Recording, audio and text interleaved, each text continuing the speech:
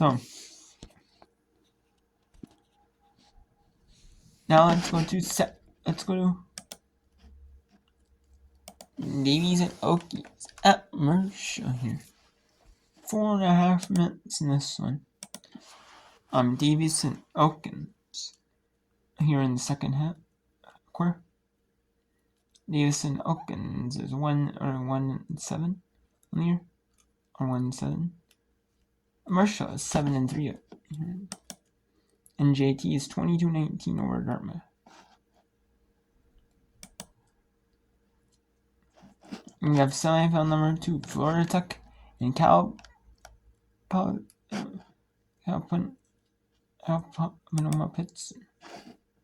Panoma, excuse me, my bad. Panoma. That's always Panoma. Aaron set.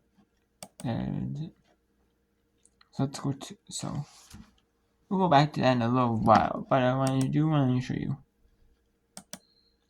a little bit of basketball here to get you some other games. Look at NCAA women's sports. Can't shoot Division 1 women's volleyball, the regional. Alright, it didn't matter though because that was almost over anyways before. That was kind of in between itself, mixed around with like one Division 1 versus non-Division 1 women's basketball game featuring incarnate word. Defended the paint really well. Just a great input pass to Chesterfield, and that's 4 times now that play has worked out for Marshall, finding Chesterfield underneath the basket. She gets just enough space and aggression to get to the basket. Ingram down inside to Chesterfield. She'll kick it left wing. Lewis Utsi looking for her first triple. And it comes off as TD comes away with 4. That was Kylie Forrest. Now they will pull down the rebound. Marshall plus 7 on the boards right now. Parker, baseline jump shot. Off the far iron. But again, rebound run down by 4. TD back inside goes Parker. Redmond running the floor for Marshall. Tries to throw a skip pass to the left wing. Brings that out. That's the 6th turnover on Marshall.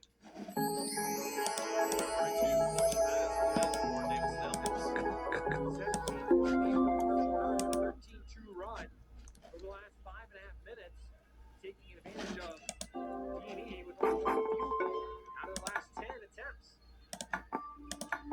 Salter tries to get inside, turnaround jumper from the baseline.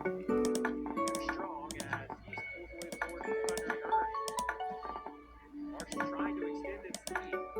Just over 2 minutes to play. Here in the second quarter of action. Marshall shooting nearly 40% from downtown. Good defense to get by Salter on Ingram. Very much a passed-up defense. Christian tries to drive, and Addison Mora commits the foul on the bump. That'll be her first foul. 3rd team foul on Davis Elkins. He got the corner that time, and Mora gets the base guy to Butler to shoot off the driving lane.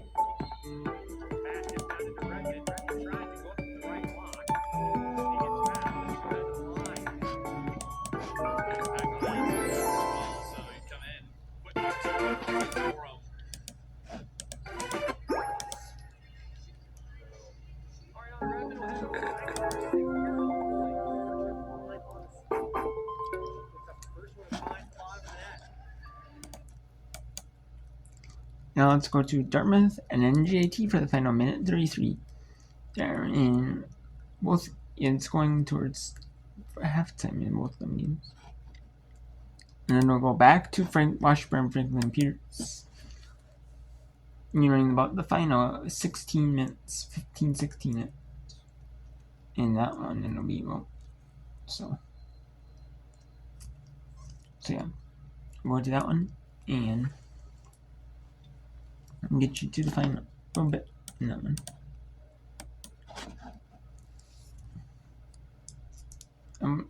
And kind of interchange it with MS. You didn't right now.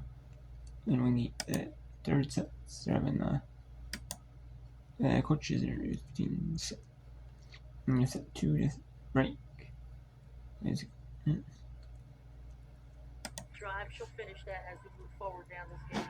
5 points for Zuniga, 2 of 6 from the floor. A whistle and an offensive foul. Avery O'Rourke takes the charge. I think that's a pretty good call. Looked like she dropped her shoulder and pushed off.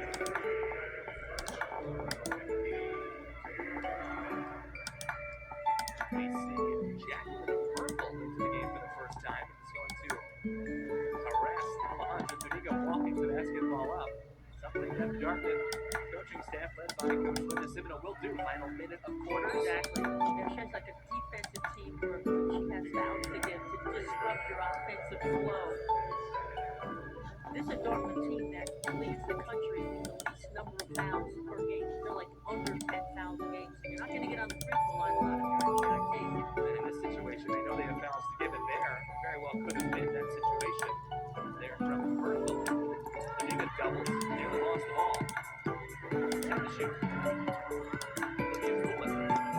Tough shot. Yes. 6 feet away, but not easy. She was well guarded there. Handles for Mersall, just checked in 5 seconds ago. Down the hill as Muhammad comes near. 8 seconds to play in the half. Muhammad kicks into the corner. Carson red hot in the first half. Too strong on that 3. And the final seconds nearly tick off. And that is it. The NJT Highlanders with a 2-point lead. 26-24 over Dartmouth. Like I promised, we go back to Franklin Pierce in Washburn. The leading team in the last 15 minutes. Substitutes in college soccer. There is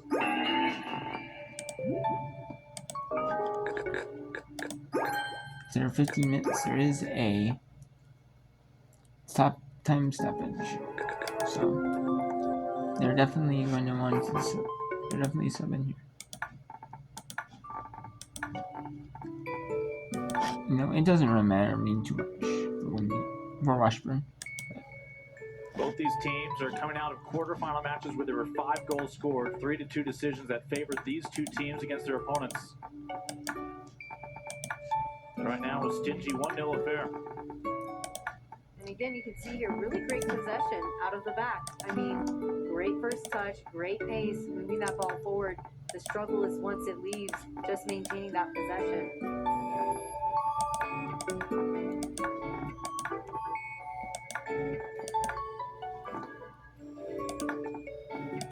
Mentioned it's about 59 degrees still. I'm probably happiest for Emily, who is operating that camera up on the roof. She's doing a great job, too, of tracking this game. It makes it really easy if you are looking at the monitor. It could have been very easily some much colder days this could have been taking place on, and you have no protection from some frigid winds otherwise. Ichabod's looking for insurance, hoping to put this one away. But it's still vulnerable for an equalizer here from FPU. And FPU with 56 goals on the year, conceding just their 21st of the season here this half.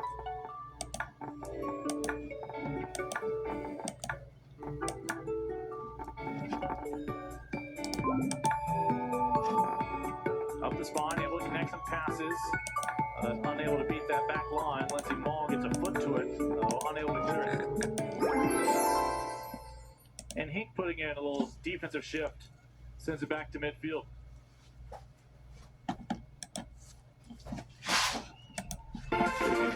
Very calm demeanor. Moments before a national semifinal when we played with them, and he said it might get a little bit more intense once that whistle blows. Once a competitor, always a competitor, you know? It's, you know, they say it all the time with players. They're the nicest off the field, but once they get on that field, they have no problem putting you on the turf, right? And I think it's just like the same with coaches. When you're in it and you're invested, you know, how could you not be? You wouldn't have a heartbeat otherwise. FPU has a player down right now in the attacking half. It's been that way for about a minute. Reason for the stoppage. Again, you see one of the captains for FPU, that being Huttunen. And they've got a Finnish pipeline going from Finland to New Hampshire. Kenny Hooten, the junior out of Tusala. Academic All-American, first team All-Region, 8 goals, 4 assists this year. Someone they've trusted with penalty kicks this year. Needing assistance to get back to the bench. Oh, that does not look good. And again, that turf is unforgiving. And I don't know how many times I can say it. Very unforgiving. Also a futsal national champion in Finland. That's such a hard game to play. You can be a soccer player, and that's where you really, really, I think, learn how to get out of tight spots. But you have to wear sneakers to do it. It's just not the same. And I It's a lot mentioned harder. Pena Eklund among the Finnish youth national team players who have come over to become Ravens at FPU.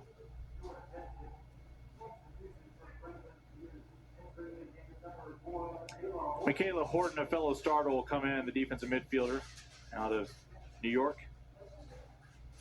Horton really filled a void left mid-season this year by an injured teammate in that midfield, helping fortify the defensive effort. They love her work rate and intensity on the field, and they're hoping that she can help spark something. There's not a bad view, by the way, from this venue.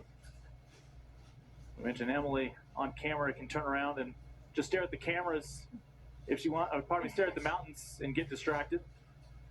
Mountains are absolutely gorgeous here. A great sunset. There's a reason why I'm not the director of this broadcast. I think most people are more interested in the game than the mountains here.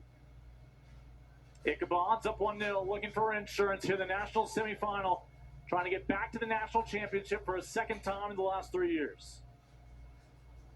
It fell to Point Loma 1-0 in Matthews, North Carolina. And that is a nice half volley taken by Tanksley, but again, a stop by LaCroix to keep it just a 1-goal deficit. Just great work there from LaCroix to read that, to be ready for it. But again, you're seeing the composure and the things working here for Washburn's offense.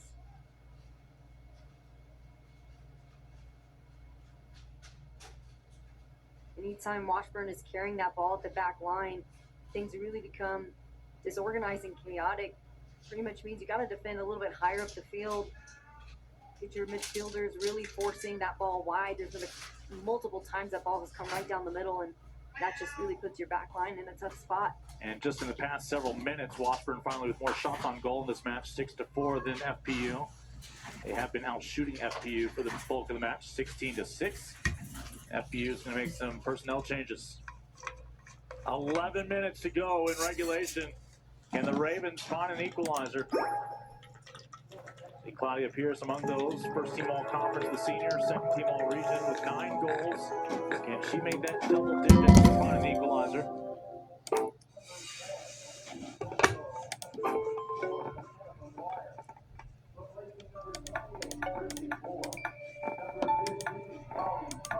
Mall able to head back to midfield. Nature of these tournaments, 2 incredible teams collide, only one of them can move on. A lot of times we see a miscue be the defining moment that one team has to live with. That's not the case here. Washburn went out and earned what at the moment would be the difference maker, and FPU has every right here to maximize these final 10 minutes to try to find an equalizer against this stingy defense out of Topeka, Kansas. Delgado, more often not, sends us a few yards into the box. Continues to do so there.